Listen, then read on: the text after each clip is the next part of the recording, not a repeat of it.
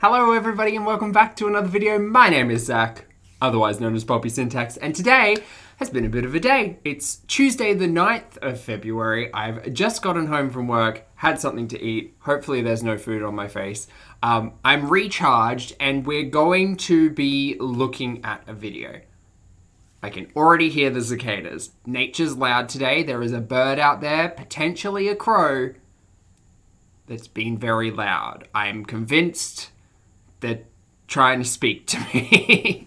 Anyway, I've had a lovely day. But today's clip show of discussion is a little fraught with challenging topics. So let me take a moment to say, if having or listening to my opinion, which is not supremely educated, and I understand that, but if listening to my opinions and thought processes, as we do on this channel, in regards to Foodie Beauty, in regards to EUGENIA, COONEY, in regards to ED, and media, that's how I kind of approach things.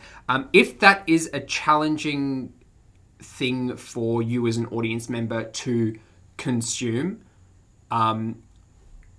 this may be a difficult video to watch in entirety. I never go into creating content with the regard to make people feel any particular way. The content I create is always aimed to be discussionary. Literally, my titles are about discussions. So I am trying to keep this in a discussionary tone. However, I totally understand that these are heavy, sticky, tricky subjects and things that touch very close to those who are impacted by similar situations. So this is me saying this might be a hard one to watch. Also, as I said just a little earlier, I am not a supreme authority when it comes to discussions of this nature. I find it particularly interesting because we are basically watching a clip show that I've edited together of Miss Chantal Marie, Miss Foodie Beauty's Stop Trying to Deplatform EUGENIA, COONEY, and I'm coming to this as with the perspective of I don't know EUGENIA, COONEY. I have never seen any of her content until last night. The only reference I really had to her as a member of the platform was through the Onision shenanigans. However, to ensure that my opinion was informed enough, last night and today before filming, I essentially I fell down a rabbit hole. So I was specifically listening to and watching Creepshow Art, Sloane and Jacqueline Glenn in terms of perception, opinion, trying to piece together elements of content without actually only looking at the content and making my own, again, uninformed decisions and opinion, because I do not have a large history or breadth of knowledge when it comes to this form of ED. I also went back and had a look at a lot of Love EUGENIA, COONEY and Jack Frost content, because there are a lot of clip show compilations of live streams that exhibit particular behavior. So yeah, this is going to be a long intro. My apologies.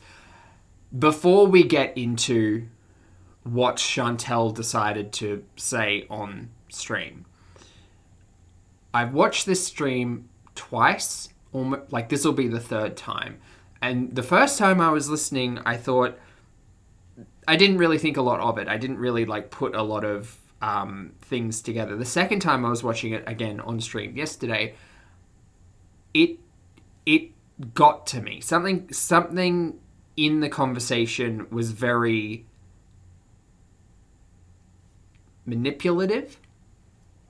In regards to why are we talking about this? In what relation are you trying to make this comparison to these two channels? We'll go into it in this. If you're here for my opinion on EUGENIA, COONEY, it's not going to be a very deep dive in regards to that. I've read through the petition a couple of times and it makes sense. right? It makes sense.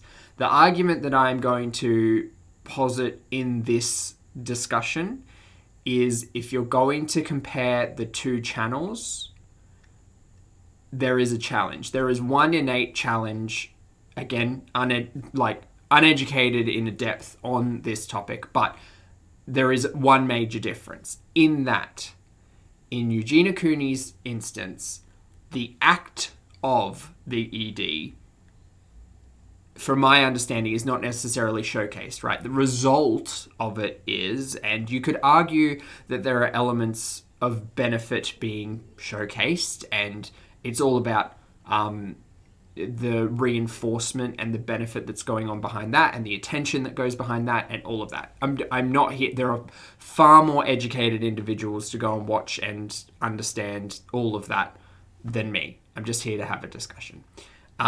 However, when Foodie goes on to make the comparison in this live, the act of the ED is being filmed, monetized. You know how we do.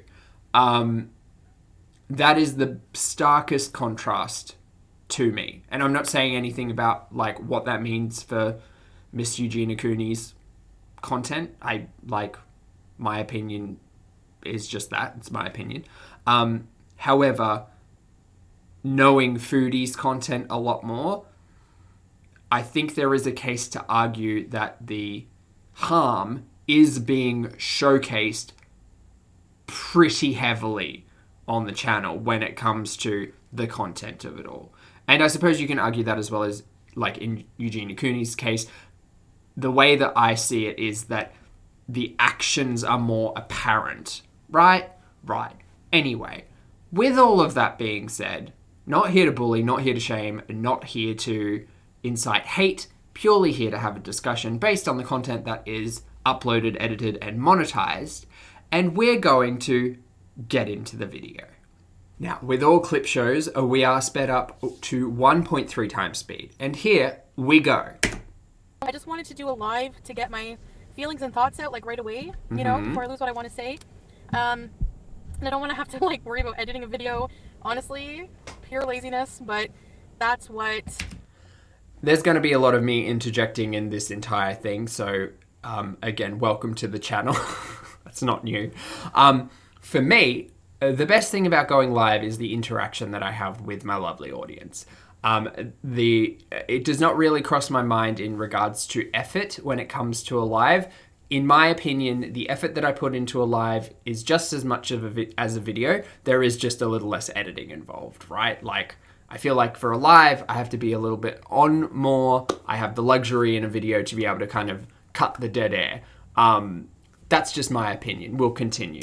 The good part about live streaming is, so I'm going to keep this up and edit it when I get home as kind of a video, so that I'm going to keep it up so that if I don't, you know, at least you'll get to see what I need to say. Hi, Tristan, Maddie. It's now been 24 hours and that hasn't happened, so sure, Jan. Instead, I have created this clip show out of the length of the live stream. I'm going to do. I just want to get some thoughts on something that I find very...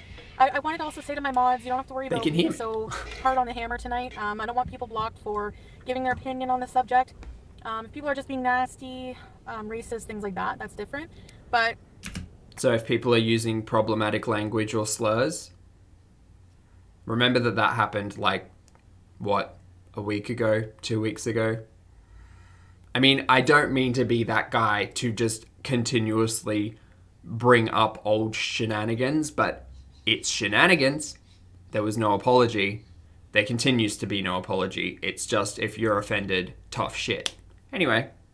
I wanted to talk a bit about a subject that a lot of you may not even have known that was bothering me, but it's something that I was following. I am subscribed to Eugenia Cooney, and it is because I find her to be a very sweet girl. And yes, I do feel that, you know, she's somebody who's suffering with an eating disorder. She's, I don't like to label her because I don't really know her situation, but anorexia would be her eating disorder. And prefacing all of this once again, I am not a physical or healthcare professional. You know how we do here. Yeah, don't know what the diagnosis is. like the latest reference in regards to ED that I could find was the Shane documentary. I didn't really look that deep. I was just trying to get a broad overview of the landscape because I'm not an audience member of Eugenia. But okay. Originally, I watched this live stream trying to understand another content creator's position through the lens of Foodie. Turns out, don't do that because we'll find out why. She's a YouTuber with quite a big following, a couple of million people. 2.something million. As somebody who also has an eating disorder on the opposite side of the spectrum, it really affected me when I saw that there was a huge census, or what would you call that? Like, not a poll. Petition. People were signing things. Petition? What's that called? To get back into, to get her off. They want to deplatform her. So they want to take away her channel. Deplatforming is a really tricky subject for people to talk about on YouTube because YouTube very loudly states that we as content creators are not it's not okay for us to call for the deplatforming of other content creators. It is not okay for us to essentially turn our audiences against others. And that's why we say we're not here to hate, we're not here to bully, we're not here for any of that. Because we're not. We're here for discussions. So, yeah, it is interesting. I have seen a few videos, the Jacqueline video in particular, in regards to the discussion around the deplatforming. And from what I have both read on the petition and understood from the content creators involved, it seems reasonable, right? In my opinion, it seems reasonable to say, well, the inpatient thing happened and then it was okay, and then it was early recovery for a while, and then it all kind of, like, the entire situation kind of slipped back to where it was. And so we're back to kind of square one, as much as that sucks to say. So that's my understanding of it. A petition, thank you. They want to take away her channel, and I have some big problems with that, and I want to tell you. It's not just about YouTube, right? YouTube is included in the petition, yes, but there are also, it's essentially a blanket coverage of social media. So it's YouTube, Twitter, Twitch. Twitch is kind of the big alternative, and Instagram. Why that's more harmful than anything. So there was, like, I saw. Who's Foodie to tell us why this is more harmful? Who is she? Who is she? Because she doesn't do what I do. That sounded really quite catty. Didn't mean it to sound like that. She doesn't say I'm not a professional. She does mention it's her opinion quite a lot, but she doesn't preface any of this with I am not the authority to be telling you what is and is not correct. Prefacing something with my opinion is all well and good. I believe that a content creator has a responsibility, and we'll get into it deeper in this live stream, but I believe a content creator has the responsibility to very clearly outline the level of authority that their opinion holds. An insider article where it was like YouTubers gather petition, there's like thousands and thousands of signatures to try to deplatform Eugenia for having an eating disorder.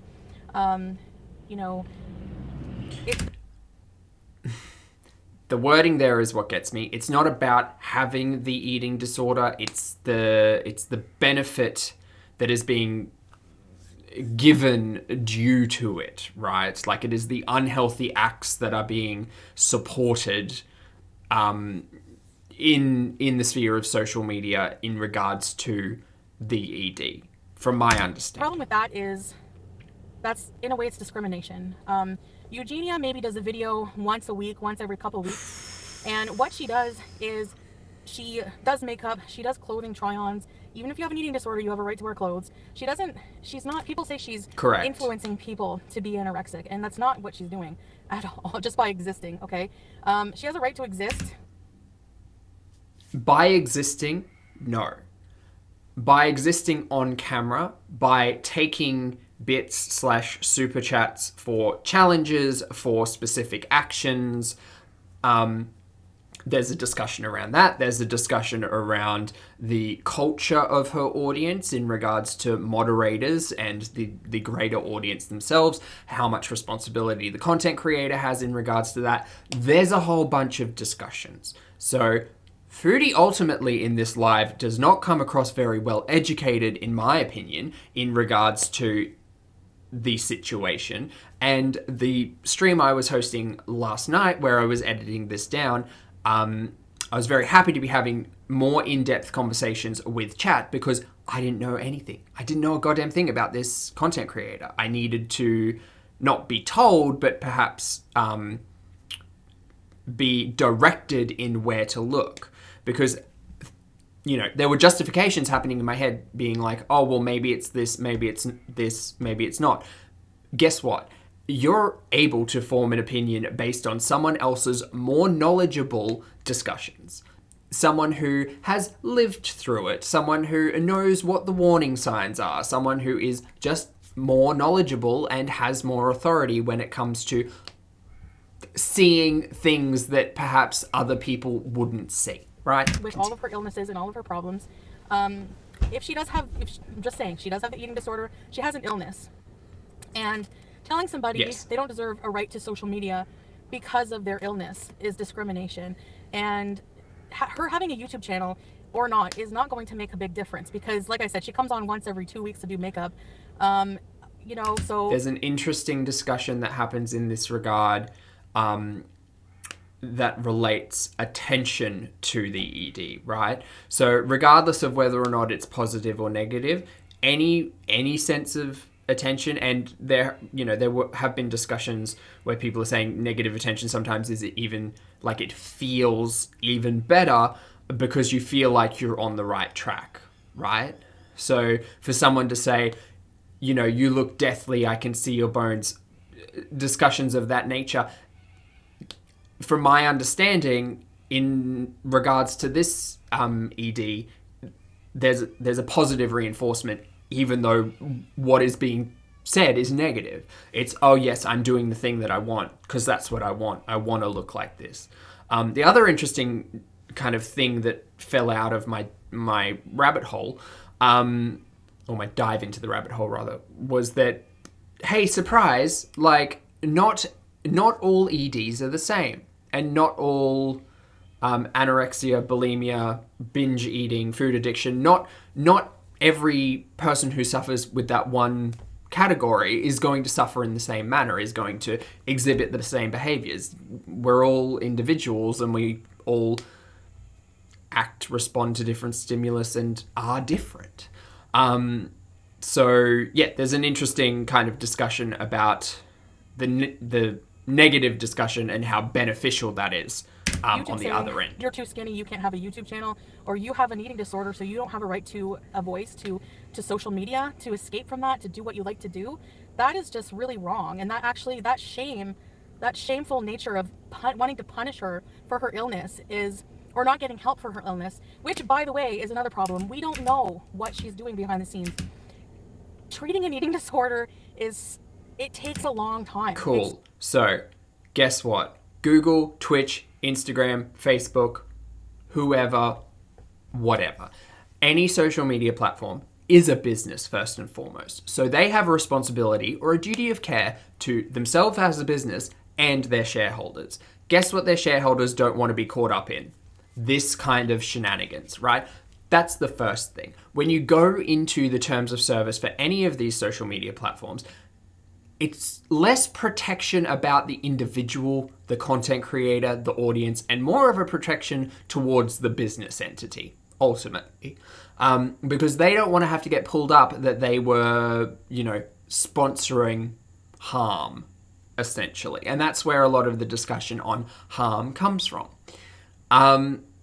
So they have a responsibility to themselves as a business, the content creator to not reward harmful behavior, and they have a responsibility to their audiences to not be influenced by harmful behavior. We'll get into it later in this chat because it does come up a lot more, but does everyone have a right to be on a social media platform? Yes, with a big old asterisk that says the business that controls that social media platform controls all of that. They can change their terms of service at the drop of the hat. They can do whatever the hell they want. Should they? No, yes. I mean, it's all context, really. But it's important to remember it is not like... This sounds ridiculous, like, for me. But I can't equivocate. I can't make an equivalent. I can't make. I can't make an argument to say social media is a human right.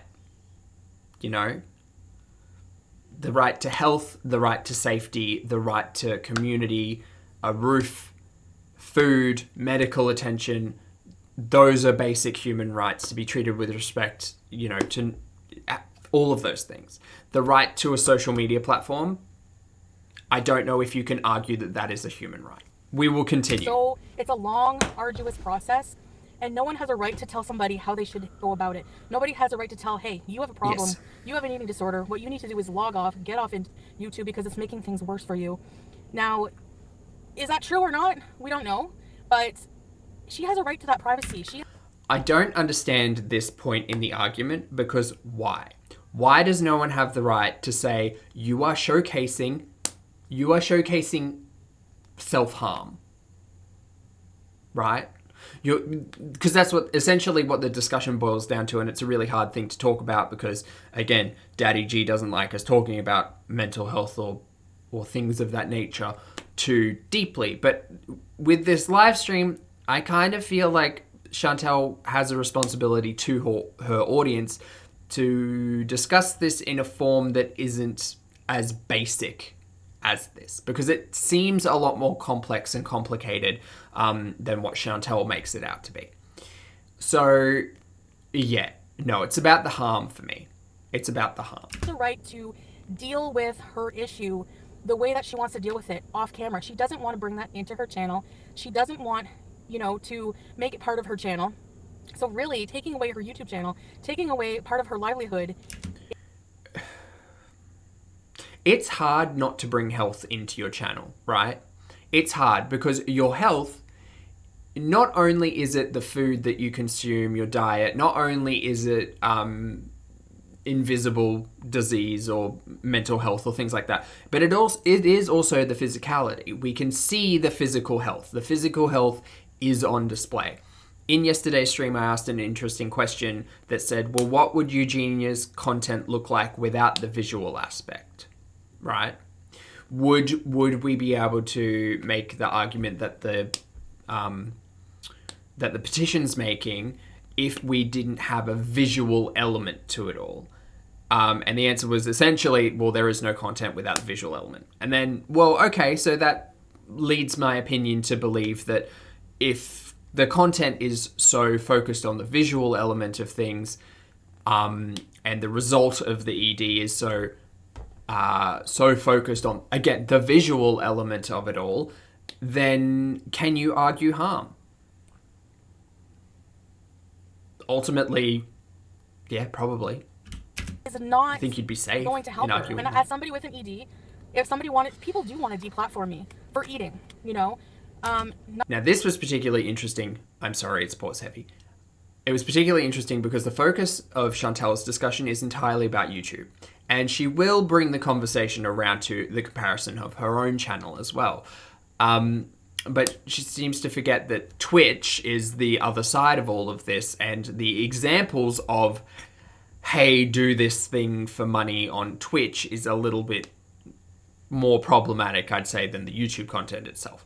But that's why the petition is asking for multiple platforms, not just YouTube, Miss Chantel. Not realizing that, in a way, the mukbangs never had anything to do with a negative way. The negative part of the mukbangs has always been, which I've discovered through therapy, is thinking of them as a negative, of thinking them as, I'm overweight, I should not be eating this. I'm overweight, I don't have a right to eat on camera because I'm overweight, but thin people do. That just kept the eating disorder going.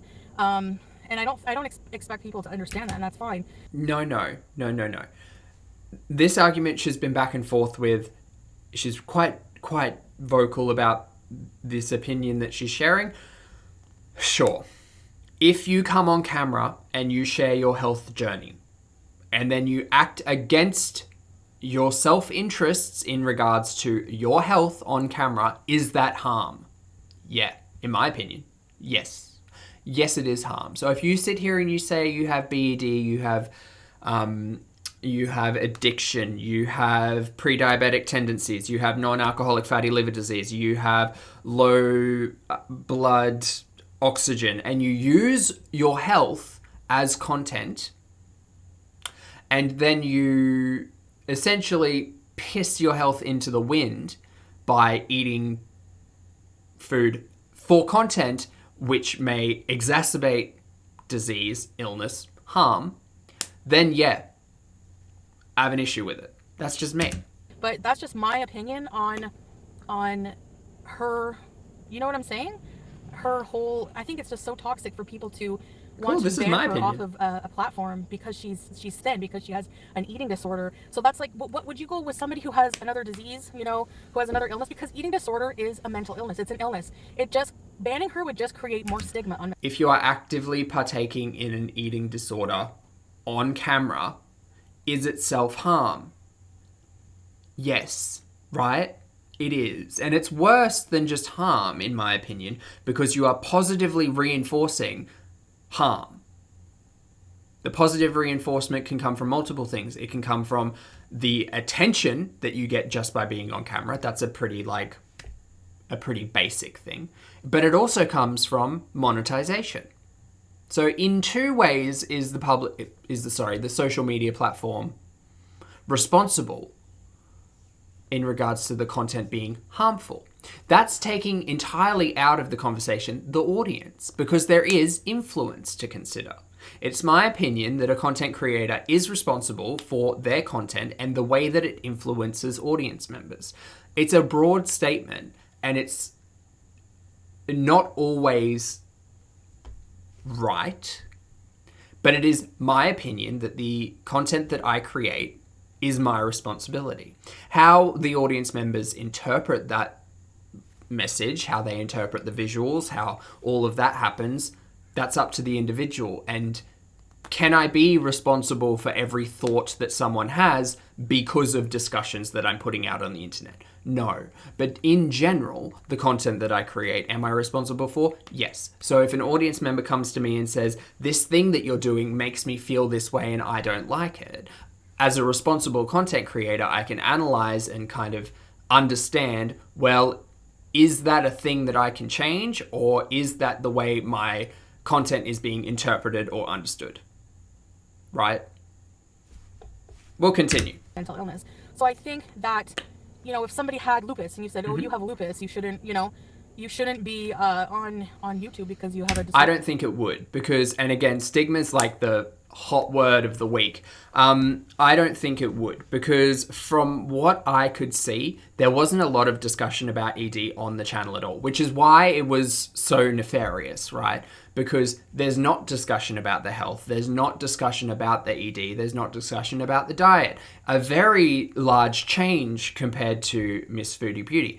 So the comments on harm in that regard are more the result of it all rather than the actions themselves, right?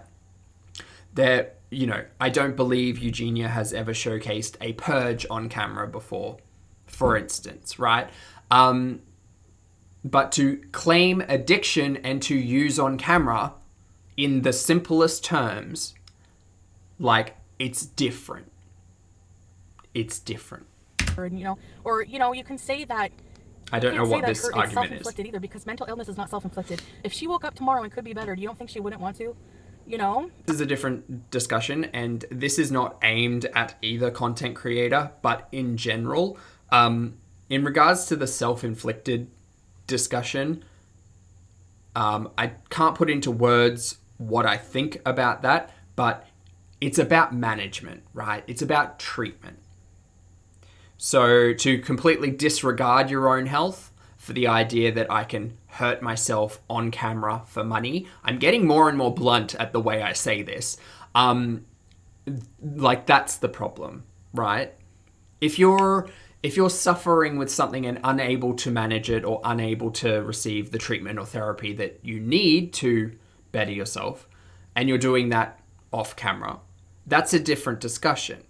If you're doing it on camera, all of a sudden that content is open to criticism and influence. So different strokes for different folks here. Yeah, but Sam lit her. 12-year-old girls probably look up to her, but it's not her fault. It's not her job to influence people that way or not. She's just existing.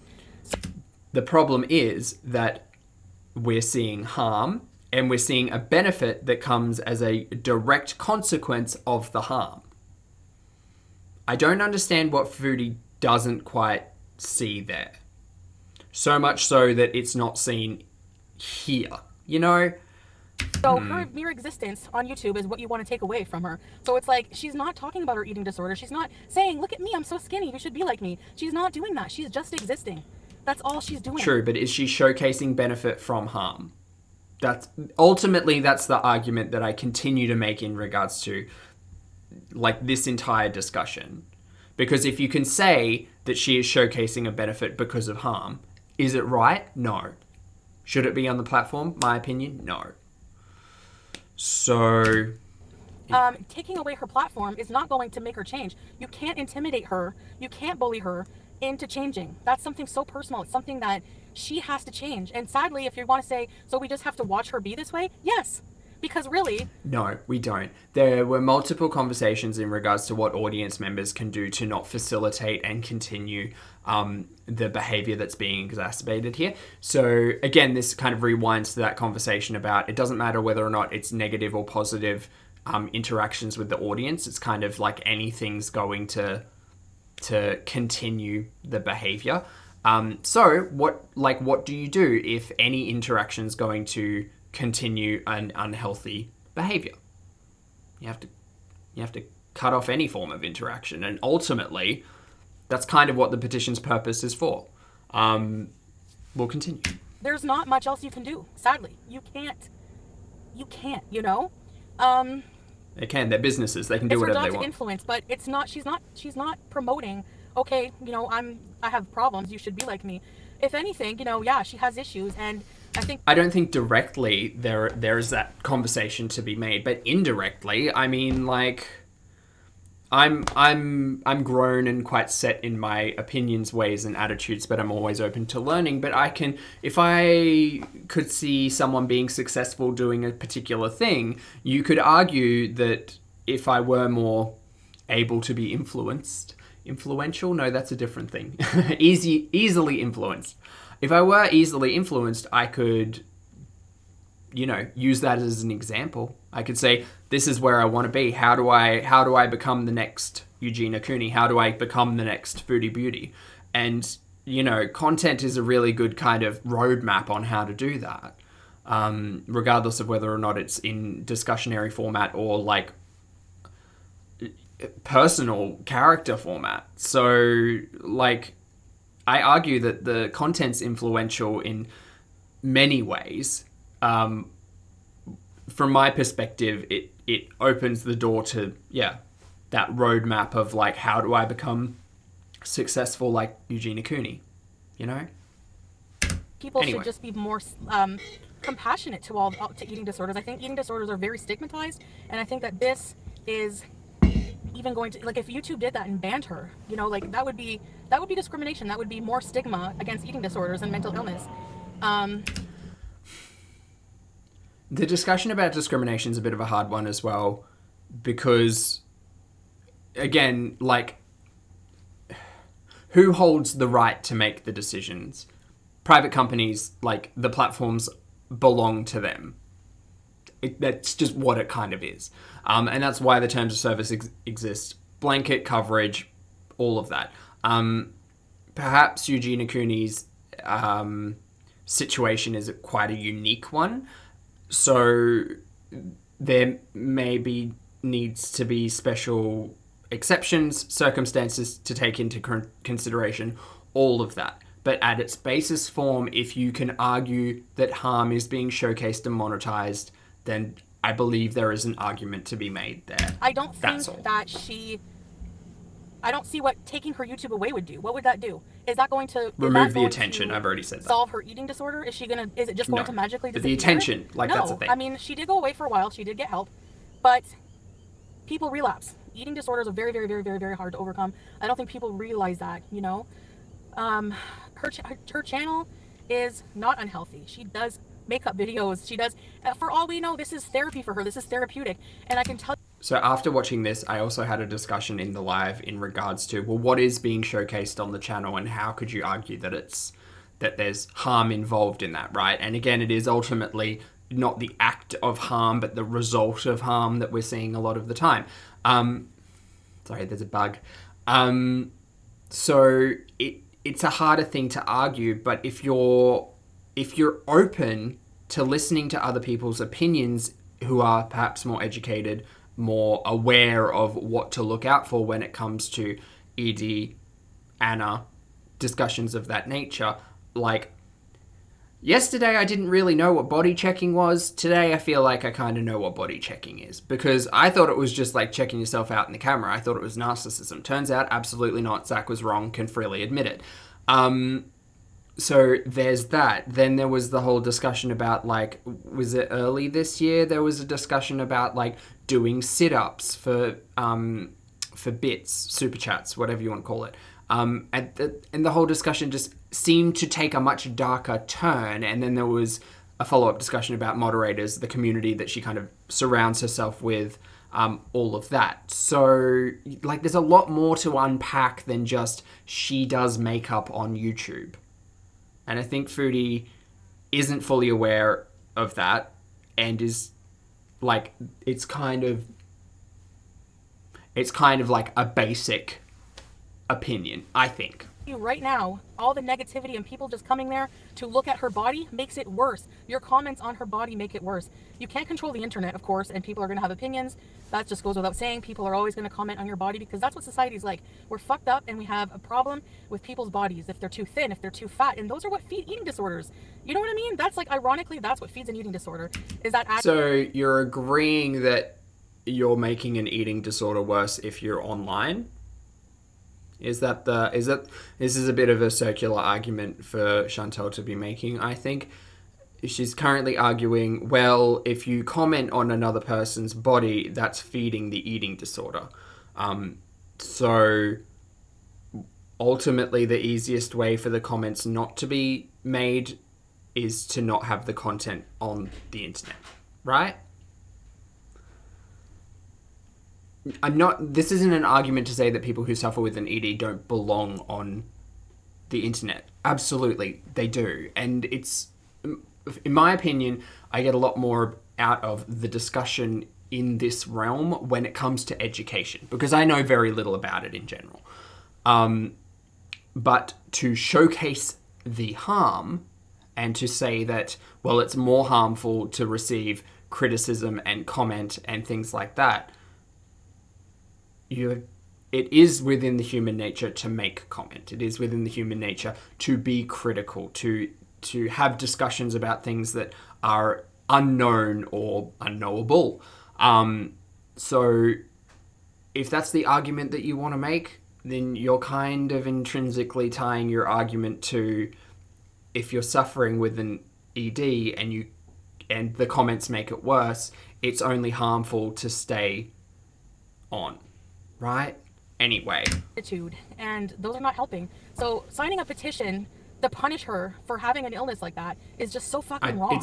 It's so wrong. That was the other thing I was going to say. The petition doesn't read like it's about harm, because ultimately it's not. Ultimately it's about helping someone overcome a challenge by removing a situation that's making it worse, is the way I read it. So this whole idea about punishment, I think, is very perhaps telling. We'll go on. You know, like, she should not have her channel removed or demonetized just for how she is, you know, because she's still beautiful, like fucking skin and bones. Yes, whatever, she's not skin and bones, but she's very thin, but she's still a beautiful person, you know. And people shame her thinking she's doing it on purpose. Like, she just loves to be that thin. It's a fucking illness. She can't help it, you know? She can help to get help, yes. But she has to... All of this, right? All of this is a lot to unpack. Emaciated is the word that's quite often used, and I would use that in reference to the clips that I saw on Twitter. That is just my opinion, not a physical or mental health care professional, just what I see, right? So I have seen, like, there were a couple of other YouTubers that I was watching in regards to discussions on, like, pro-Anna communities and all, because that's completely new to me. I have absolutely zero experience with it. And that's why I appreciate YouTubers who are able to have discussion and educate in that manner, less so suffer with it continuously while benefiting from the suffering, I guess, if that makes sense. I hope that makes sense. So yeah, I just think Chantel is kind of talking out the other end. You can say that about me too. I'm in therapy. I mean, I don't want to compare, but I sympathize with her. I do, because I sympathize. Cynical Zach thinks that this entire live was just to compare, because ultimately it's two sides of the same coin, right? It's if something like this went through, it would set a precedent. All of that. I still think it ultimately comes down to the question of harm and being able to prove that within the content itself, which, again, the insidious nature of Anna, bulimia, you know, that side of the ED is much harder to actually capture. With mukbangs, it's easier. I think her with the attitude towards, you know, people were trying to take down my channel. They were reporting my channel because I was eating, you know, and it's like, nobody has a right to tell me you have an eating disorder, so this is what you should be eating. Thanks. I'm in therapy right now. I'm working on it, and I'm doing it in private because that's the very reason. It's not like... That's great, but you have just argued that people who suffer ED are also suffering because of the comments, which is a really broad statement, and I'm not taking it with anything but a pinch of salt, except I'm trying to understand the narrative and argument from Foodie's perspective. So it still boggles my mind that she can't understand how her audience could feel certain ways when we are told there's BED, there's addiction, and then there's eating on camera at the same time. Because it's all part and parcel, regardless of whether or not you tell us this is a binge, this isn't a binge, this is just overeating, this is me just sitting down to have a meal. It doesn't matter, it's all within the same ballpark. So... You know, hi Jordan! You know? So, even though we have eating disorders, we still have a right to exist as people on the internet with our problems and everything. Yes. We don't owe showcasing and benefiting from it, though, different thing. Maybe she's very private. She probably wants to work on it on her own. We don't know. Maybe she's seeing somebody. She's not going to be cured just like that. You're not going to see the weight just come on like all of a sudden, you know? But I guess the problem is that there was that period where the inpatient storyline occurred, and then it kind of got worse after that. So to sit here and say that an audience can't see it getting worse is a lie. Like, of course we can see it getting worse. And I guess on the flip side of things, if we talk about Chantel, we can see it in the same capacity. Chantel is obviously a lot more of an open book in regards to her health because, my God, every week there's a new diagnosis, allegedly. But you see how the audience could make a connection, right? Right. Your people are not going to be able to bully her or to petition her into getting help. I mean, it's just not going to happen. You know, petition and bullying are not the same thing. I just don't see what taking away her YouTube channel is going to achieve. Her YouTube channel is like, what is that going to achieve? You know? Will take away the benefit, take away the attention, just because take away the things that are negatively your view impacting. Is so skewed. Just because she's on the internet doesn't mean she's pro Anna. You know, people make up all these assumptions. They say that about me too. They say that you know, I'm pro obesity by existing, by eating on camera. I shouldn't have a channel. They say the exact same thing to me. I shouldn't have a channel because I'm promoting obesity by being obese on social media. That's the same attitude they have for Eugenia COONEY, and the mentality about eating disorders is fucked up. It really is. I I might have a bit of a different opinion here to a lot of audience members. I don't believe she's promoting obesity, but she's definitely open to influencing her audience to say, I can treat my body in a certain way, I can do certain things on camera and benefit monetarily for it. That's what's happening there. So, yeah, there's a lot to be said in that regard.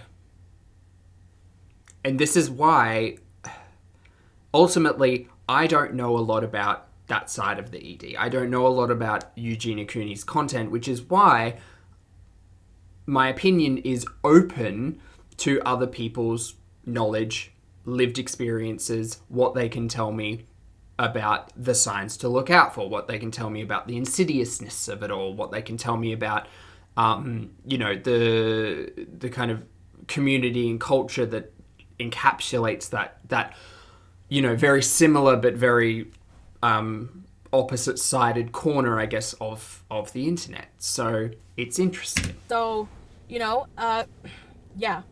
So, I mean, I don't know a lot about her, but she's not killing herself on camera. She's not turning on her channel and that's one of the hardest things, two of the hardest things in that one sentence, is to sit here and give such a strong opinion without just saying, I don't know, right? Because for me, if I have an opinion that isn't well researched, isn't well educated, doesn't have a lot of like opinions or like taking other people's lived experiences on board, again, you could say that me listening to other people's opinions and forming my opinion based on theirs, there's a level of persuasion and perhaps not 100% academic educated. That's fine.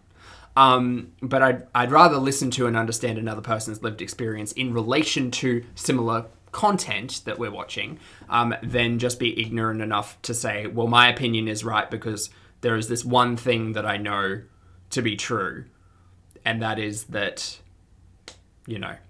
people with EDs are allowed on YouTube. Yes. I don't think anybody's arguing that they aren't allowed on YouTube. I think that the discussion is much more about harmful behavior being benefited. I say that a lot in this video. Killing herself. What? She lives with her eating disorder off camera more than on camera. Like, what is that? That doesn't even make sense. She's not, she does a video for 20 minutes? How is that going to kill her? Doing makeup? No, she's not. So. Well, people also told me she was doing 5 to 8 hour live streams without eating or drinking. So there's there are things I guess you would be more inclined to look out for if you were more knowledgeable about that level of ED, or that type of ED, I guess. So, I mean, people educated me pretty quickly when I asked those questions. But again, there's not a lot of questions being asked here. It's just a lot of, this is my opinion and this is the way it's going to be. And I don't know. It's she's not killing herself. It's an eating disorder that's eating away at her. But when, instead of trying to ban her for that, that's not right. She doesn't come on her channel and say, I'm so skinny, look at me, you should be like me, don't stop eating. She doesn't give any of those messages. She's just a sweet person with an eating disorder.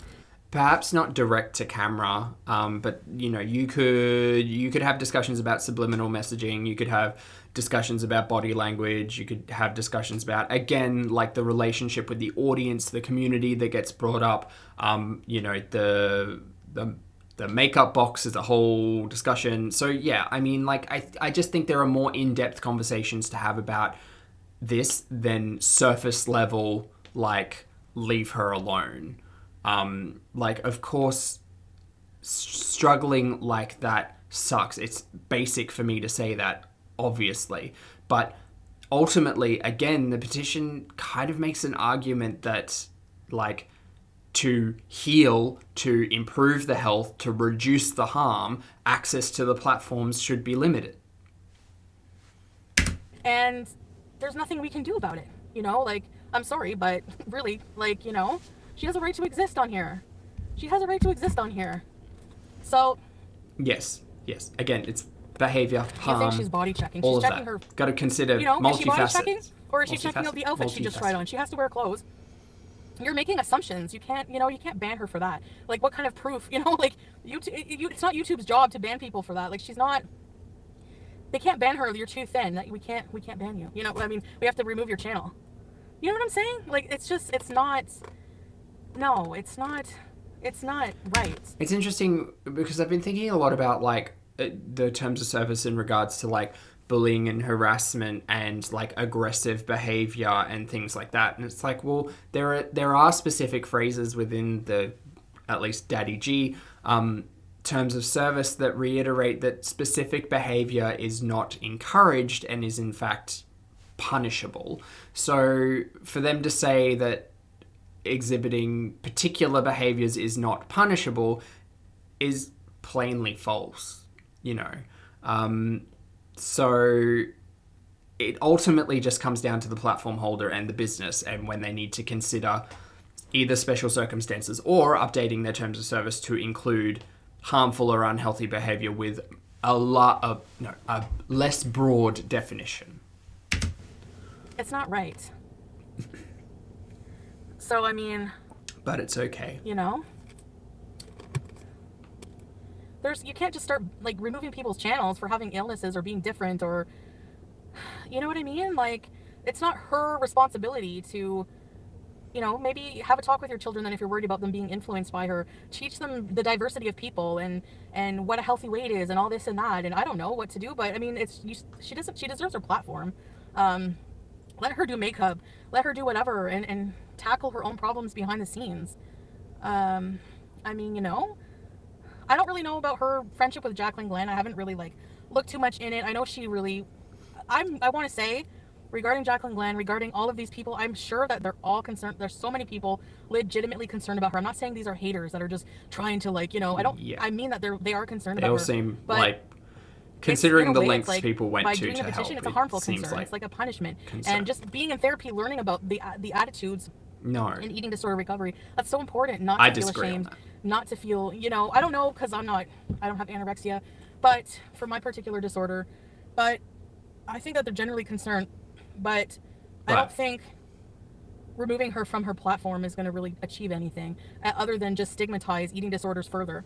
That's what I think. I don't think it's going to stigmatize the eating disorder conversation further because, again, I don't think there's a lot of conversation on that specific channel about ED education, about, like, the personal experience. There just doesn't seem to be a lot of, you know, two-camera moments, right?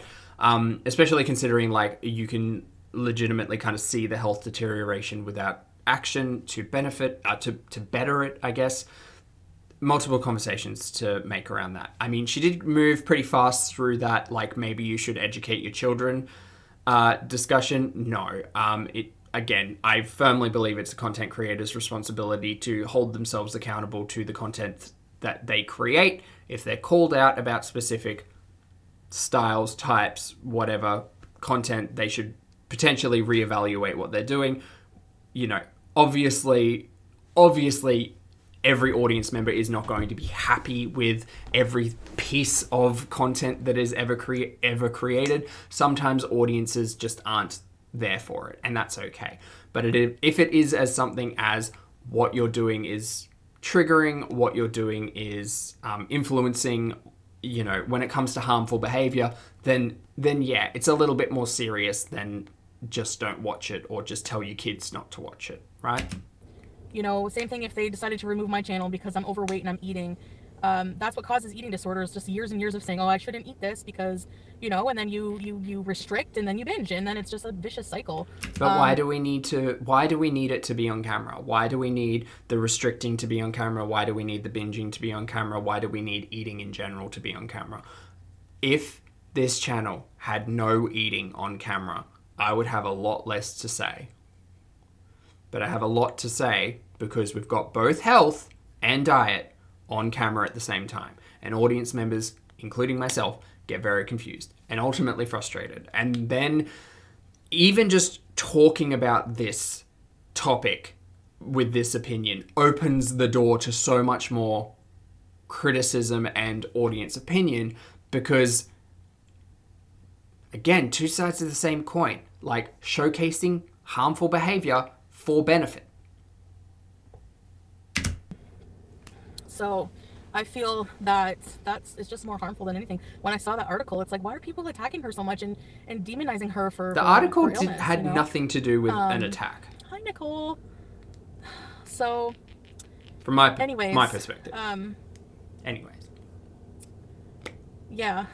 Anyway, I wanted to give that opinion because, you know, I don't think she doesn't have to admit her problems on camera. She doesn't have to. She doesn't owe anybody anything. That's the thing. If she's I don't a think private people person, were it's something asking that her she's to. having a hard time dealing with. She doesn't owe it to people. Also, to to step away from that environment. On her channel's about makeup and fashion. She doesn't have to talk about it. She doesn't have to talk about it at all. So, I mean, she really doesn't. She doesn't owe it to anybody to talk about it. If she wants to tackle it in private, that's her deal. Mm-hmm. That's how I felt too. Like, I feel like just because I'm overweight, people expect me to address it, you know? And that's why we do it over and over, and then talk about my problems and everything. But, you know, I don't have to either. I feel like it's like we don't have to talk about our issues publicly. We can still have a platform. People with eating disorders still deserve a platform to do whatever they want. You know what I mean? Yeah, but if their actions are to the detriment of their own health, like literally the definition of harm, come on now. So it's not projecting. Like, you're making things up that don't even make sense. How is it projecting? Quite a bit of It's not projecting. It's sympathizing. As somebody who, if you had somebody with a disorder and you were suffering from the same or going through similar, eating disorders are very similar in a lot of ways. And sometimes people who are obese become anorexic and vice versa. So I know I can sympathize because in a lot of ways I know what she's going through because I go through that shame with my channel too. That's why I'm talking about it. That's why it affects me.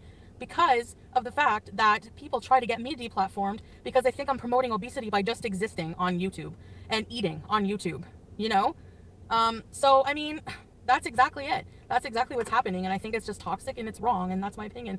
And I think there's a lot to unpack there in regards to like the kind of like the cultural norms and body image. And there's a lot there. We'll save that for another video because there's already enough to unpack here. But I'll reflect back on the conversation I had previously in that if I looked at Foodie Beauty and saw the success that she has because of the content that she creates, which ultimately results in harm, would I be influenced to perhaps follow in the footsteps? I mean, I could. Absolutely could.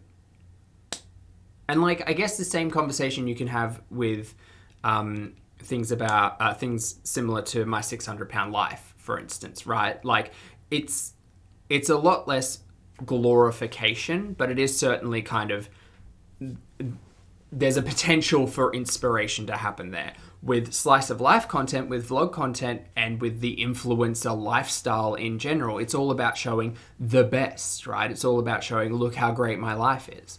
So when it comes to this content and being like, this is me living my best life, look how happy I am, but also here's a laundry list of comorbidities, oh look, here's $100 candy mukbang, like the through point of my argument is not hard to follow, is my, I have a right to my opinion. You know? You know? So yeah. But that's what I got to say about that. I was just saying, Jules, like, I don't think that she is, I'm skinny shaming? What? How is that skinny shaming? What are you talking about? She might need help, but maybe she is getting help. You don't know. She doesn't want to talk about it on her channel.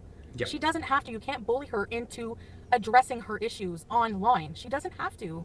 No, you know, I know people are concerned for her, but then maybe the only people that really have a right to do anything are her people in her life, her friends in her life, or whatever, you know? Even then, she is in control of her life. It's her life, and, you know, it is bullying. It is bullying. Someone, like, trying to petition to have somebody's social media removed based on how they look is bullying. No, it's not based, Foodie, it's not based on how they look. How they look is evidence. How they look is the result of the acts that are happening off camera, I suppose. Again, the argument about insidiousness is just a challenging one to have, because you may not have like, here is the evidence of the binge, the purge, etc.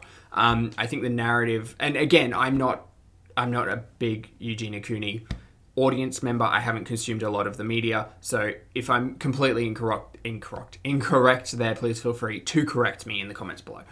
In regards to Foodie, I'm aware of quite a lot of the media that goes on, so the argument cannot, I guess, be made here, because again, using on camera.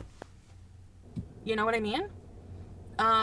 You know what I mean? You say she's dying, so what? You think that taking away her YouTube is gonna just magically, like, help her? No, but I think that listening to educated individuals in that realm to say that it is about the attention and the focus and it doesn't matter, like even the most negative attention, it is, it is beneficial to the individual. I think that completely cutting off that form of attention and focus is ultimately healthy. I mean, that was the whole point of Inpatient, right? Like removing all of those external influences and being able to kind of address the individual as opposed to the community. So yeah, I agree with the petition. Oh, okay, Joe. I thought well, people are saying I'm skinny shaming, like whatever. I know a lot of people I'm not even gonna bother like rationalizing to, because and a lot of people disagree with me, but I just wanted to say something about it because it really does, like, it really burns my ass when I see that people are trying to petition to get her removed for doing makeup videos, just for existing as a person with the problem, with an eating disorder. You can't treat people with eating disorders with shame, like you're punishing them, and it just makes it worse. You know what I mean? But the thing is, though, right, like, I've seen a number of comments, chats, whatever, from the Twitch side of things, where people are paying to draw attention to a comment, and, like, there's some negativity in there. So, like, that's happening regardless. And there's a whole discussion about toxic positivity when it comes to the character of Eugenia Cooney and her interaction with the community. So, like, Foodie, I don't know, this whole chat just comes across as if it's not actually about Eugenia, Yeah.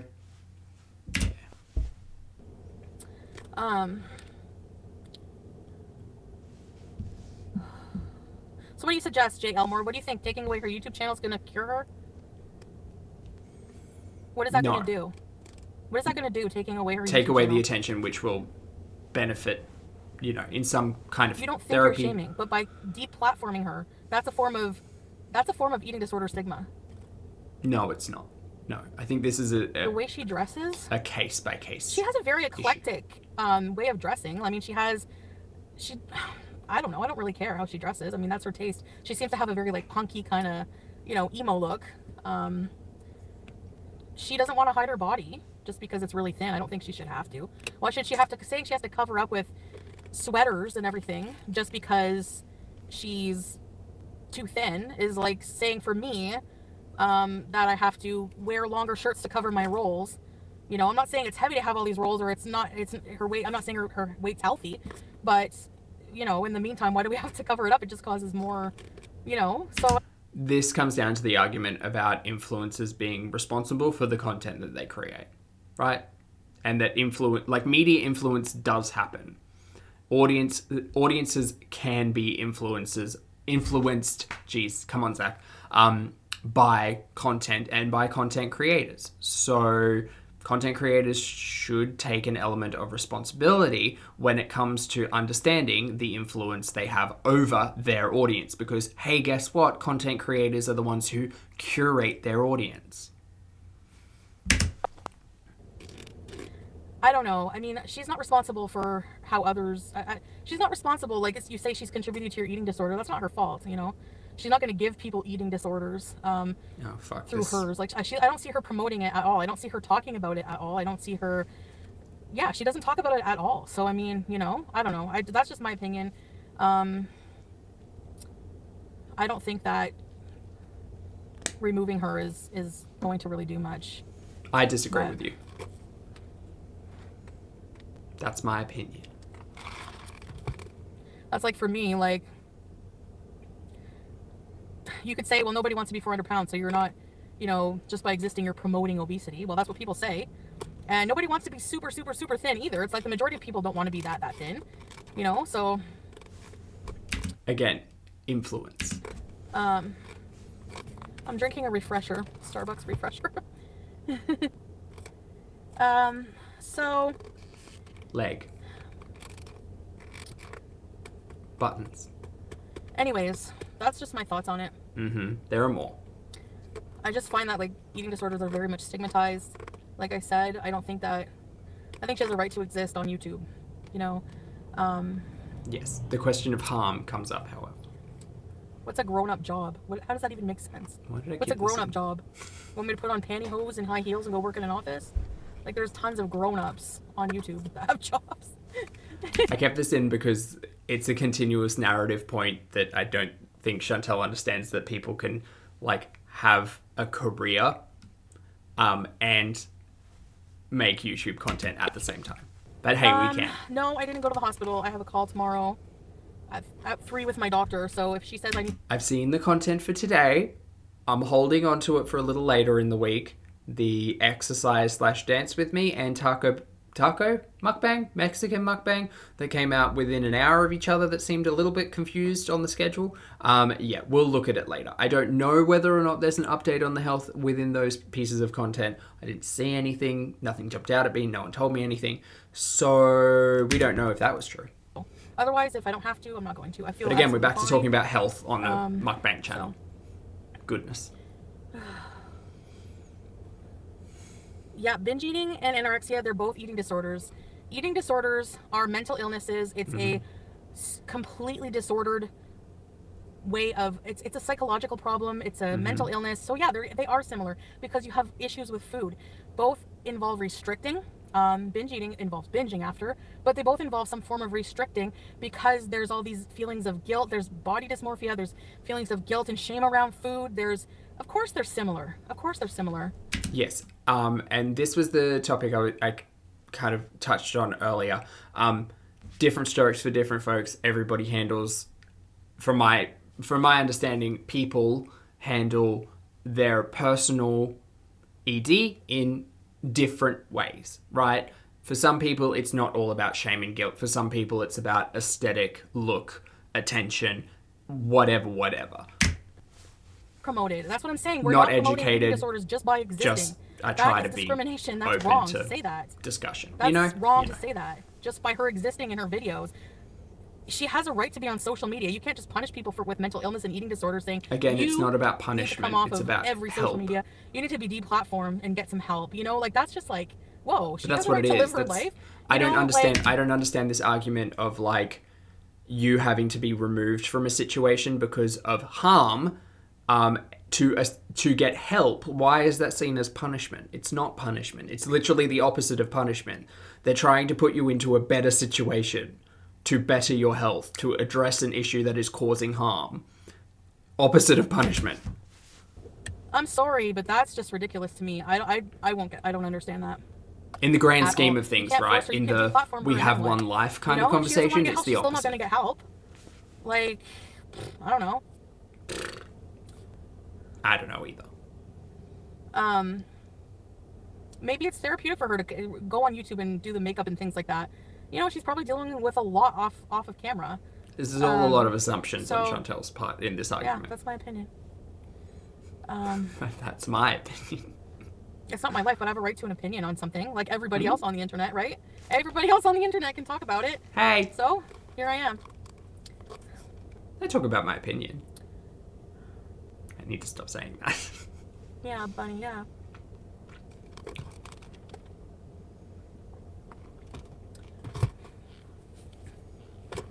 Hi, Haley.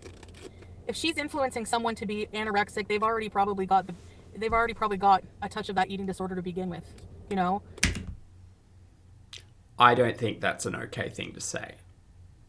There's a lot to unpack in that. I don't think I'm the most qualified individual to do so. I think that's wrong.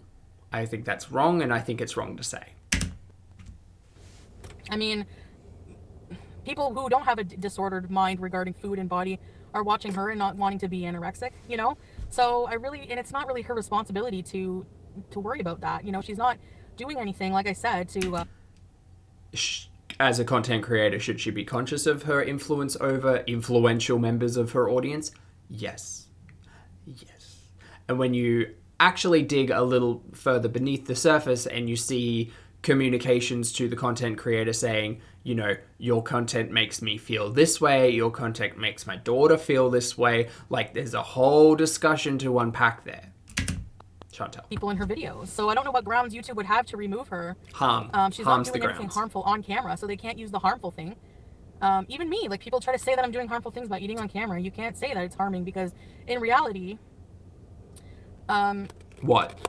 with the therapy I'm doing, it's actually the opposite. And it's working for me, because very slowly, but Cynically minded Zach had a moment in the stream last night where he was like, wait, the discussion of this therapy happened after something happened. Something happened in like December, January, where allegedly YouTube was kind of cracking down a little bit on the harm discussion and what was going on in regards to that. So I was like, wait, is this now the story of the therapy? What a coincidence that it is therapeutic to eat whatever you want on camera now. Because isn't that a great argument against the harm? Anyway. I'm not craving, I don't just shove my face with junk. Like I said, those packaged snacks, no, they're all gone. They're all in the garbage. It was a waste, but hey. Even if you didn't eat all of craving everything. for that crap at all. You still I still overeat sometimes. A lot of sugar, a lot of junk. like Come real on. food, like more. I'm not saying I'm like completely cured and I don't crave like burgers and fries. Obviously I do, but like packaged snacks and things like that, slowly starting to crave more like actual food. So I think that once you take the power away from the food, in my case, and just take those food rules and give yourself permission to eat whatever, it kind of it just kind of like works. I can't explain it, but I think Eugenia is a really sweet girl. I can see that she's probably hurting. I don't want to make assumptions on her life. Maybe she has a really good life. I don't know. Maybe her friends. I don't even trust friends that come forward on the internet to say things, because you know what? There's a lot of clout chasers. There's a lot of clout chasers on the internet. Who's out here clout chasing, trying to assist someone's health? Who? Also, like, is that perhaps that is like encouraging behavior? To say this person cares enough to want to assist a friend or to put someone into better health, but they're doing it for nefarious reasons because it's clout chasing. It's like, well, the end result is better health for an individual. So, I mean, is it really clout chasing in that instance? These people Eugenia probably doesn't even know, or I don't know. I'm not saying that because I know her and Jacqueline Glenn were really, really good friends, and I have no doubt Jacqueline, like I've seen some of her videos, she's such a smart, beautiful, seems very, very caring. I think these people think they're doing a good thing with the petition. They really want to help her, and it's so hard. I know it's hard to watch somebody you love, like, going through that, but there really isn't really anything you can do, you know? Remove the influence that is the platforms, right? Like, that's, again, it's the argument to say that Impatient was beneficial, right? So if Impatient's not on the table, removing external influences, again, not educated, but it seems like the intelligent thing to do. Anyway. I mean, yeah, I can see she's sick, and I really, really sympathize with her, but I don't see how taking her YouTube channel away is gonna do any good, you know? I mean, I do, but that's it's just not my gonna do any opinion. good to take her YouTube channel away. I don't see that. Leg.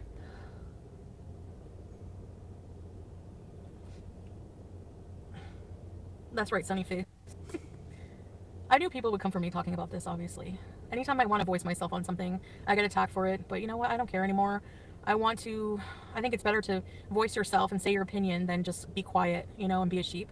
Sure. I don't think that it's right. I don't think that it's right. And okay, I really I'm disagreeing with you, Foodie. I don't know. I don't think that taking her YouTube channel away is right. I'm also curious as to you don't like the somebody, reason why for this conversation. But you want to make them do something. It's like people want to force her to do something for her to talk about her disorder, for her to prove that she's going through treatment. I don't think anyone by doing a petition to get her removed. At least for me, I don't care if she talks about her condition or not. If she takes her health entirely offline, more power to you. Same for Foodie. You know, it's like she ignores people who talk about her eating disorder. So it's like, well, you know what? Let's petition. Like, they're trying to do something to get her. You know, and it's like she did a documentary with Shane about about it. So it's hard to ignore it after a documentary. That's just my thoughts, and that's my opinion on it. Cool. Given mine. Thanks, Fernanda. People have free will. That's key word, free will. You can't bully, you can't intimidate, you can't force, you can't petition somebody. You can petition. And really, her YouTube channel, I don't think is very harmful. If YouTube was like a pro-Anna site or something, that would be different. Twitch, but Instagram, she's just doing makeup. Twitter, like, let her talk about her things. Jeffree Star makeup. You know, like she goes on, does her eyeshadow, and people make a big deal about her appearance and her eating disorder. You know, so, like, I don't know. You know. Yeah, if the opinion is I don't know, I can get on board with that because I'm open to. Why is her streaming pro-Anna? I don't watch her streaming, but is she saying like I like being anorexic? Is that what she's saying? I don't understand. I mean, okay, I did watch some of her stream, and she was just answering questions. I don't see how that was. I didn't see anything, but what did she say, AG? You have to remember too, is she really saying things pro-Anna, or is she saying things that you could construe and twist as being pro-Anna to fit your narrative? Again, I will trust people who have experienced with it a lot more than myself or Miss Chantel. She said she likes the way she is. Well, maybe she does like herself. Maybe she does like the way she is. You know?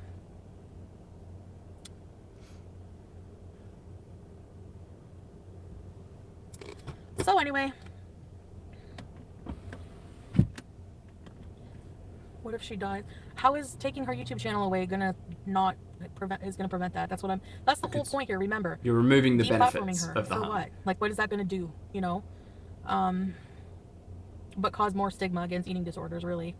No, because like her story is not about education; it's just about existing, which I'm not saying is the wrong thing. I'm just saying that the comparison Foodie is trying to make here is moot. There is no comparison. Bullying someone into change, exactly. You can't. It's same thing with Amber Lynn. You can't bully her into changing. People want to, you see that mentality with her too. Let's mass unsubscribe to teach her a lesson when she did a mukbang. What kind of fucked up mentality is that?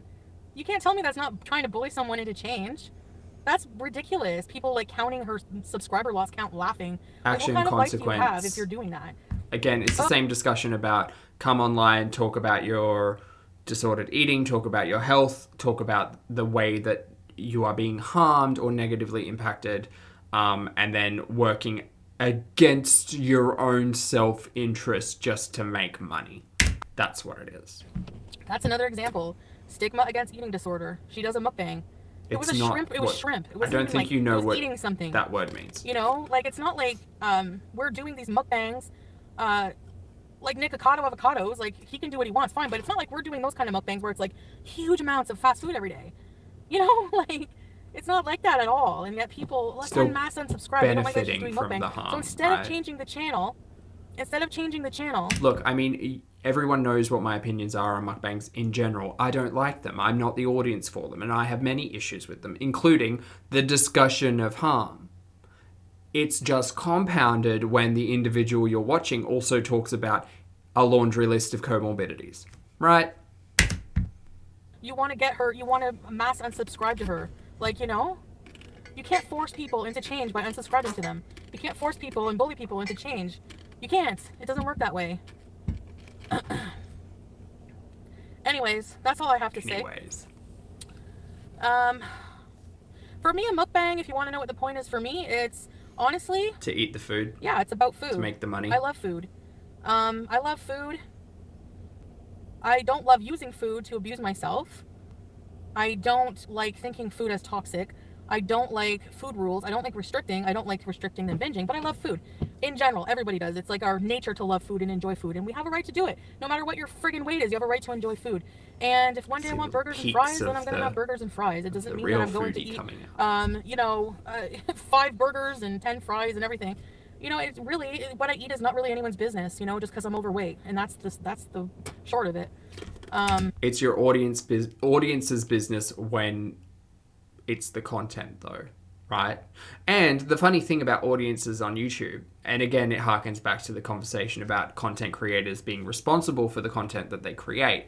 Anyone can be an audience member, right? Anyone from any background, with any lived experience, any person on this planet could be an audience member sitting down to enjoy our content, which is why I said previously, it's not everything is for everybody. and that's okay. But if there are particular behaviors, particular discussions, particular things that you are introducing, perhaps new elements of your content that you're introducing, you could have enough respect for your audience to listen to them if they have cause for complaint. Anyway. So, I mean, eating on camera was never it's not my eating disorder. My eating disorder was what I would do off camera in order, like, just binge on thousands of calories, just pilot mode off camera. But that happens on camera as well, Foodie. So, anyway, I've gone Taco Bell, food truck mukbang, like, the list goes fucking on and on. You're allowed, like I said, mods, you don't have to delete, you don't have to delete people's opinions. This is very It doesn't matter. It doesn't matter, honestly. I just wanted to get my opinion out there. Mm-hmm. And even if you disagree with it, that's okay. I don't know why we have to attack each other on our opinions. I'm trying to be more I'm having discussions, less aggressive when I talk about my opinions, but yeah. See, that's the thing by putting it online, you make it everyone's business. Not really. We still are entitled to what we put out there. I guess would make it everyone's business if we share it. Yeah, of course. But for me, it's different. Okay, I take responsibility in the fact that yes, I have shared. I've gone on and off, talking about my health, my diet, blah blah blah, because I felt like I owed that to people as a fat person. That's on you, boo. Eating stuff on camera a lot of times, and so so of course people are always going to wonder about that. I understand that, but somebody like Eugenia, who never brings up her eating disorder, who doesn't talk about her weight, except for that documentary, she doesn't really owe anybody. She doesn't. It's not their business because she doesn't talk about it. It's like... Except for that documentary, right? She just does makeup. Like I said, she does makeup, she does clothing hauls, she does whatever, So, I mean... Yeah. And again, this is where the conversation for me got tricky, because it's like, well, how do you... Like, if there is the act of the harm on camera, then yeah, 100%. Like, I'm not here for that. But without the act, how can I make an informed opinion? And then it's like, oh, wait, you can still kind of see the result. And the result is harmful, and then that's influential, and then, that's the whole conversation that we're trying to have here. Yeah, guys, don't worry. Mods, don't worry about it. I know it would be a big stress on you tonight. Don't worry about it. You don't have to delete people if they have an opposing opinion on this. I mean, whatever. I don't know. I'm not saying I know what is best for her. I don't pretend to, because I'm not her professional. I'm not her doctor. This opinion seemed to I'm not her family. sound different to that, but okay. I'm not even her friend in personal life. I'm not, and even if I was, I could give my concern and support, but that's all I could do. So, but sometimes you've given this opinion, so there you go. Thanks, Shannon. So I appreciate you guys listening to my point. Yeah.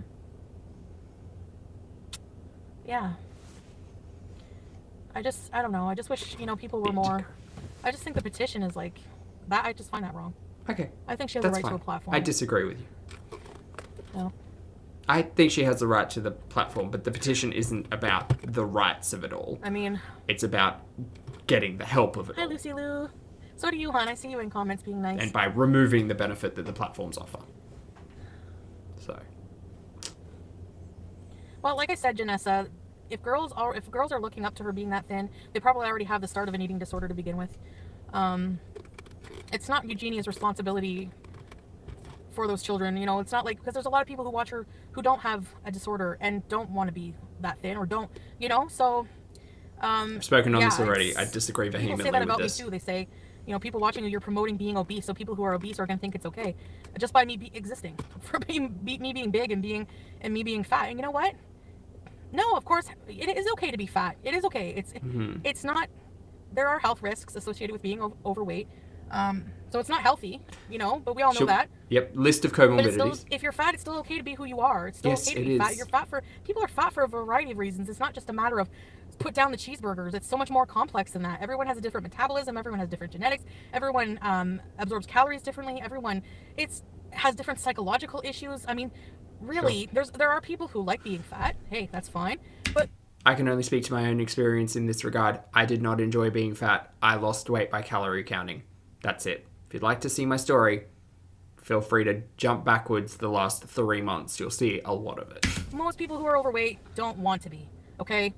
There's a lot going on, and, like, judging people, it just doesn't help, And I just feel like, why should I, even if I'm fat, why should I hate myself? Why should I hate myself for being fat? No, like, what is hate for yourself going to do? It can't make you change, and if it does, it's not a healthy change. No, it's not about, I have said this so many times this week, it's not about hating yourself. It's about loving yourself enough to respect your body and make healthy choices and decisions, which potentially in this instance would involve not eating on fucking camera. You know, probably not going to be a long-term one. Do I like being fat? No, I don't, because of health reasons for me. I don't like being unhealthy. I wasn't happy. I don't like being so overweight that I'm unhealthy. But I have a lot of health problems that are not weight related. Like I have some health problems that are not weight related either. Mm-hmm. And there's just a lot of stigma, you know, and I just feel as somebody who has an eating disorder and is in treatment for it and is obese, I just see a lot of what's going on with people, like the general attitudes of people and stigma towards that. And this word, stigma. Yeah, love yourself no matter what. Love yourself because love yourself enough to be better. Love yourself enough to be your best self. Please. Why am I turning the heat up? What's wrong with me today? So this is not like this wasn't an attack on anybody. I really genuinely think that a lot of people who sign that petition are just really concerned for her. I understand that, but I just wanted to share my opinion on why that's not helpful. Okay. In the I disagree with your opinion. You know? So, and you know what? I have to thank Foodie, because without her voicing this opinion, I wouldn't have educated myself to a different corner of the internet and different discussions around ED and different discussions around all of that. So, thanks, Foodie.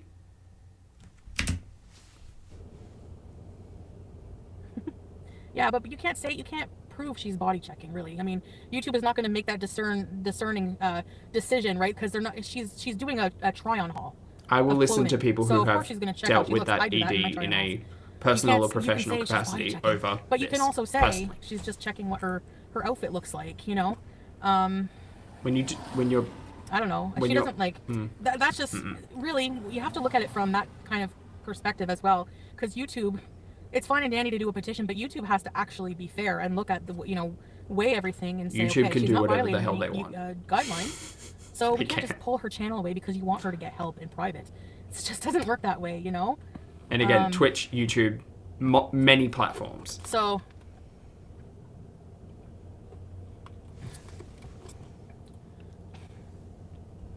yeah, I understand that, Julie. I'm saying from YouTube's perspective, like, you know, they're not going to say she's body checking. They can't just make that assumption just based on her looking at the camera, doing a try-on haul. That's what I'm saying.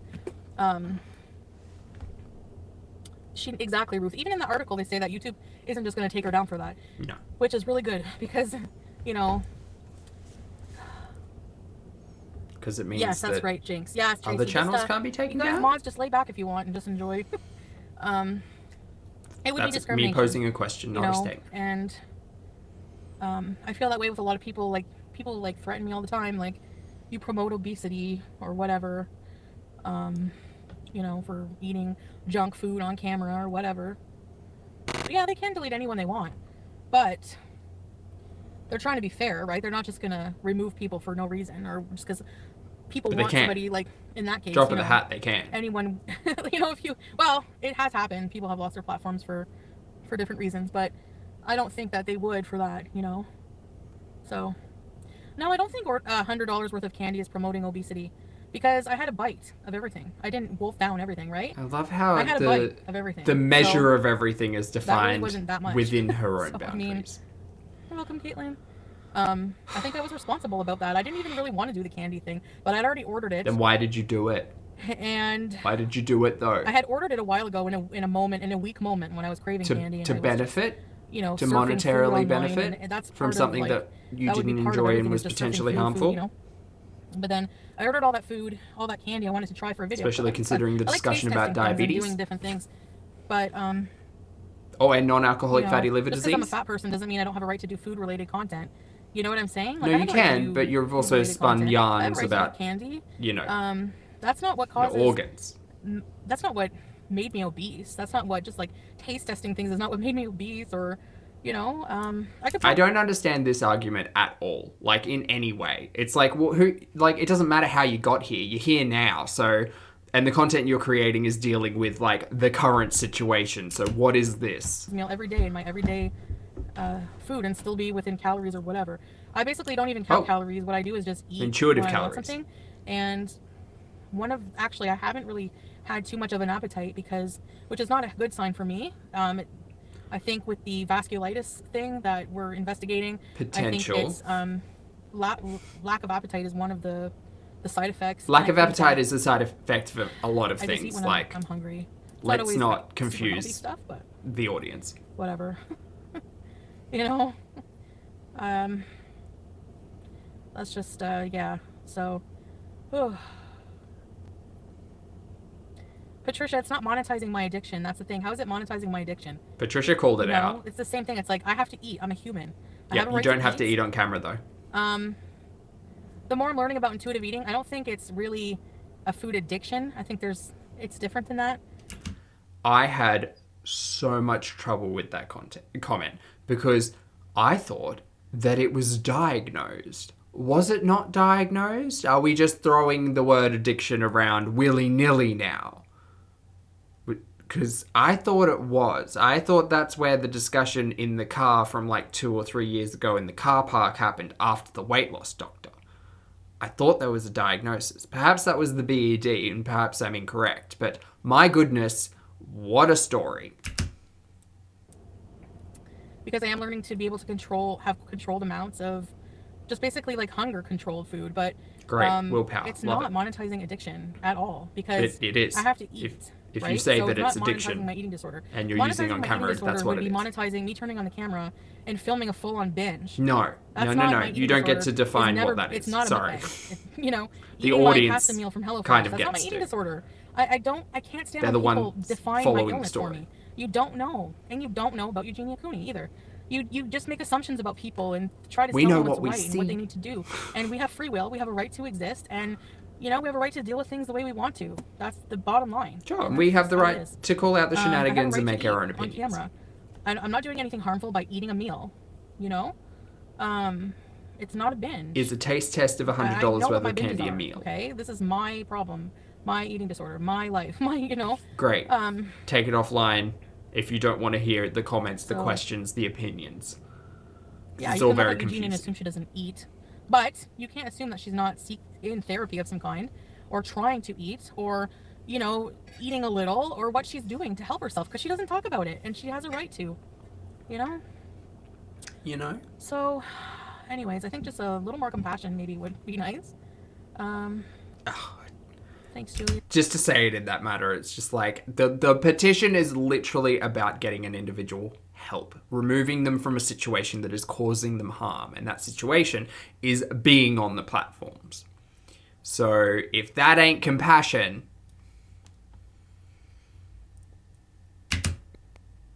it's not like it's a rival streamer trying to take down, Eugenia. Yeah. Literally people trying to help her. Anyway. I haven't done, I maybe labeled 1 or 2 videos a binge. Maybe. Editing Zach. But those were not mukbang videos, really, I think I did do a couple videos, like, to show you guys, and they were shameful, and I hate watching those because... Then why honestly, are they up? like, I'm not in that mind frame whatsoever anymore. Well, they're 3 years old, by the way. But I'm trying to decondition myself of being ashamed of, like, binging. Like, so what if I had a relapse and I binged? Like, I'm not going to be ashamed of that. It's part of the eating disorder. But and it's why part of is the it on recovery. camera? I thought your I don't binges even know where weren't they are. on I probably camera. would delete them. I might go and delete them, actually. Confirmation that those Yeah, I think binges that's what are I do, actually delete a lot, binges? or privatize them. But yeah, I would delete them. For sure, because I don't think that way anymore. It's a slower recovery, yeah, because it's not drastic right away. But I just think it would be in the long so haul, much it's better to gonna be offline for this. bring me back to a more normal way of eating. Because I would love for her Yeah. to take it offline, come back in a couple of It's a months dirty and be delete. like, everything's taken care of. Let me make cat I didn't go to the ER. I content. said earlier that I Look how made healthy I an am. appointment. I finally got a hold of I'd my be so family happy. doctor. But no, And this. I'm going to talk to them tomorrow at 3 p.m. And I'm going to say, should I go to the ER for this? They say yes, I'm going to go right away. Hi, Annie. I would love to hear the what was I update on saying? that. Oh, yeah. And if... Hi, Marcella. Because again, we're back If to there's something talking she can about send me health for on tests this for, I'll mukbang just do channel. Thanks, sunny face. Hi, Jennifer. To get my possible vasculitis investigated. Whatever. I don't know. Diagnosed. Confirmed. Went to Anything? multiple fast food places. Yeah, occasionally I did that. Yep. Yeah, occasionally went to Occasionally I fast did food that. places. I'm trying to think of how I felt at that time. Yeah, I didn't feel very good doing that. And that's what I'm learning to do here is... But it was filmed. I think I That's was the trying to be thing. You open see the and benefit raw for the in harm. those videos, but I think, you know, what I'm doing is, I don't know, I honestly can't imagine going to 3 fast food places now. Like, I don't feel like in that frame of mind where I have to go and eat all kinds of fast food. Like, I just don't think that way lately. You know? Which is good, but we just sat through a 24-hour Tim Hortons mukbang challenge situation type deal, meal, didn't we? Like, you know? Like, if pizza and I order from McDonald's, I usually just get, like, a drink and McChicken and a fry. And that's usually enough, you know? So, I just think... I don't know. But lately, you know, mukbangs are not... even those fast food, going to those fast food, I don't know if that would really be a binge. I'm telling you, a binge is not like that. We had discussions about binges in the chat yesterday. But... I had discussions of my own feelings, thoughts, experiences on that, so I'm not revisiting it. Binging is mindless eating, yeah. I trust... But, needless to say, that comment spoke to me. Come from? A binge, for me, it's different for everybody. It's like an autopilot. And for me, it's more about the feeling around it. Yeah. The feeling around when I'm eating a normal meal, I feel at peace. I feel good. I feel like I'm eating. I don't think negative thoughts. When I'm binging, I have all these negative emotions, this shame and guilt, okay? There's this, like, horrible feeling of, like, I need to restrict the next day. And sometimes I even wanted to, like, purge it. So, stuffing yourself. I'm familiar with these feelings. It's more than eating. It's an act of almost, like, abusing your body for some reason. So, like, just eating anything you can get your hand on. I've, like, been reduced to eating condiments sometimes, you know? But the thing is, it's very hard for you to argue that that is what your binges are, and then to say, but mukbanging isn't a binge. Because at the end of the day, it's food. Regardless of the mental, like, elements that go along with either of them, regardless of that, it's food. So, your audience, I will say, at least for me, as an audience member, I don't care what food he eats off camera. I don't. When it comes on camera, then we've got some issues. Because... you can't just sit there and be like, okay, guys, today we're doing a mukbang. By the way, this isn't a binge. The binge is going to happen off camera. And it's like, well, regardless, it's still the drug of choice, isn't it? Just in a different capacity. Oh, and also you're benefiting largely more for filming it and putting it out on the YouTube, regardless of whether or not you define it as a binge or not. Yeah, it's not a joke. It's not funny. No, but it's not. That's exactly how bad it is sometimes. Like, I would eat relish. Like, fuck. You know? Same. Like, jam for me. I didn't think I ever had an eating disorder. Like, I always knew in the back of my mind something was... Not diagnosed, by the way. This is just snuck food a lot. A similar emotional response just that I having, like, a YouTube channel... relate to. Started to reflect more on things, and I guess then I saw that doctor, and, you know, was diagnosed officially or whatever. Okay. That's the story. Yeah. And then talking... Relish is delicious. Hi, Sandra. I'm not going to delete it. No. No, this is I'm still not up. Delete it because I feel... It's strange. I feel like I spoke my mind, but I wasn't, like, mean or aggressive, and that's when I feel good about things I talk about. Like, if I find that I'm, like, mean or aggressive when I talk about something, that's more when I want to delete it because... Do you mean the live streams with the slurs? More, is that like what... when I do something out of impulse? Like, I had time to think about this. I don't think mukbangs... Okay, it depends what you say a mukbang is. Like, it depends. Like, I don't think that the ones I do are harmful. I do. Yeah, I know people care about me, and like I said, I am still in therapy, still seeing my dietitian, and they've made me open my mind to a whole new realm of treatment that I really, really think it's very subtle changes at first, but I do feel a change in my mindset around food. I can't believe a therapist hasn't said, stop filming yourself eating. I would be able to do what they're asking me to do, I can't. you know? I'm not a professional, so maybe that's cool, but it just doesn't seem very cool. And, you know, yes, I still eat out, maybe not every single day, and the HelloFresh is helping with that, but I do eat out still very frequently. The thing is at least I just get enough till I'm satisfied. I don't eat, like, super amounts of food. Sometimes I do eat more, but So who knows? Why even talk about it? I don't know, AG. I think it's just because, like, I'm talking about a subject where I know people are going to have very opinions on it. Very opinions on it. And I just have paying very attention to the opinions. comments. So I'm not absorbing what people are saying as much. So, and I don't want my mods to worry about in a stream like this where there's going to be so many different comments and opinions, you know. Past streams I've been very heated over something so stupid. Like, when I look back at, like, just even, like, the other night with, like, Jen and everything, it's just like, why do I care? It was you a know? lot. And, you know, for all I know, Jean was probably just being lighthearted. And I do feel bad for some of the things I said about her in reply, because Did you I apologize? realize on the internet it doesn't really matter what people do to you to push you to that point of that kind of anger, because not everybody knows these people who are pushing you. They don't know what you're going through, so all they see is your lash out, your reply, and then they judge you on that. You know, they judge your character on that. Well, when you go live for multiple hours doing it, it's a bit I just like obvious. I just let myself get pushed to a point like that over things that are just so petty and unimportant, you know. Just drop it and walk away. I really want to try to do that less. Suggest. I really, really want to try to not let those things affect me, not even pay attention, and just, like, drama-free is the way to go, okay? Like, all around, drama-free is the way to go. We'll see. I hope so. So, fingers crossed. That would be great. Lower blood pressure all around. I mean, exactly. Like, I always like the saying, people's karma is what they do to you, your karma is how you react, right? So it's not any better. Really, it's not. And I just feel like, after I act like that, when I'm trying to be a better person, you know? So that's why I just, like, usually delete streams like that. I don't want that lingering on my channel, you know? I know that it's already recorded, it's already on the internet forever, whatever, but it doesn't have to at least be on my channel. Well, you know. No, I didn't see that, April. The cultivated audience, he's that's a nice the guy. whole I never had a problem with him, and maybe he was just being funny. You know, sometimes I just lash out. I'm not saying that, you know, there is bullying and there is really mean people, but then there's people who are just whatever, you know.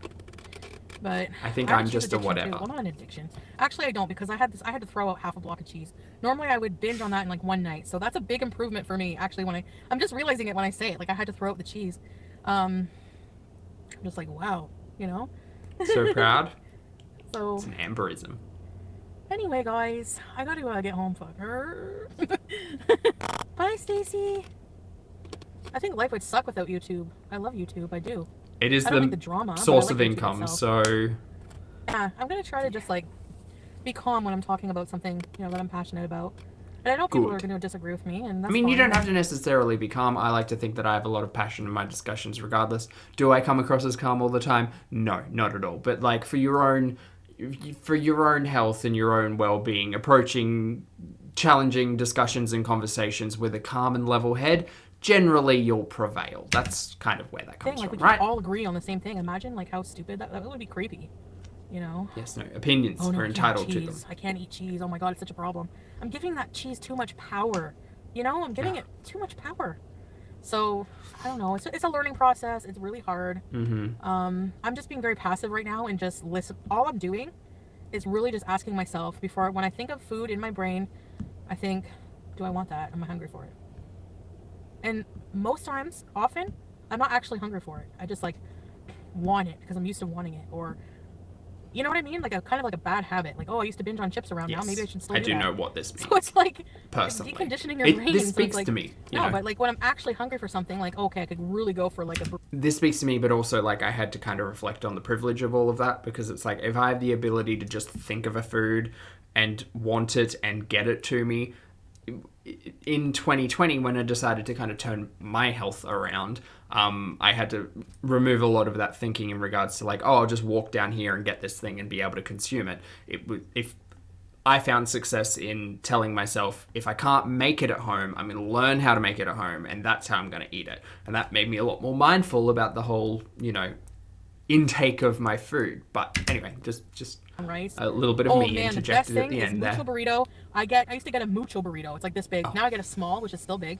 I get a small burrito, whole wheat wrap, brown rice, pinto beans, cilantro, coriander. Bit of That's sour how we cream, call it. Grilled chicken, fajita, like peppers.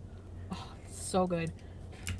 I kept this in, not to call attention to it, but, like, the level of energy when the discussion turns to food is just apparent. That's all. I do the same thing because I'm very passionate about food. So I understand the level of of energy when it comes to the discussions of food. I just disagree with a lot of the opinions that have been expressed in this live stream. And I get a small order of like an individual size of queso chips and queso. It's like a little 4-ounce queso. It's only like 80 calories if you're, If you're counting calories. It's the second mention of counting calories. And I feel like, yeah, I'm allowed to eat this if I want it. So this is my professional. It was that bit I was waiting for. Always burping me, yeah. It's mucho burrito, or like Chipotle, or I don't know. We have a burrito bar, or Guzman and Gomez. Those are the two popular places for burritos. Yeah, I think things that are really satisfying are things that have all food groups, But sometimes I just feel like having a salad. But usually it's like when I'm really hungry, like rice and beans and chicken and meal. Some cheese. Oh, and I put cheese. I put Cochita cheese on it. Bit of Cochita cheese and some carbs. Things that are everything. Sure, I could leave the carbs. I didn't want there to be any drama. I just wanted to have like a discussion. That's why I said you don't need to block people for having opinions, because that's what I'm like. I want people's opinions to be valid. I just wanted to do a live to get my feelings.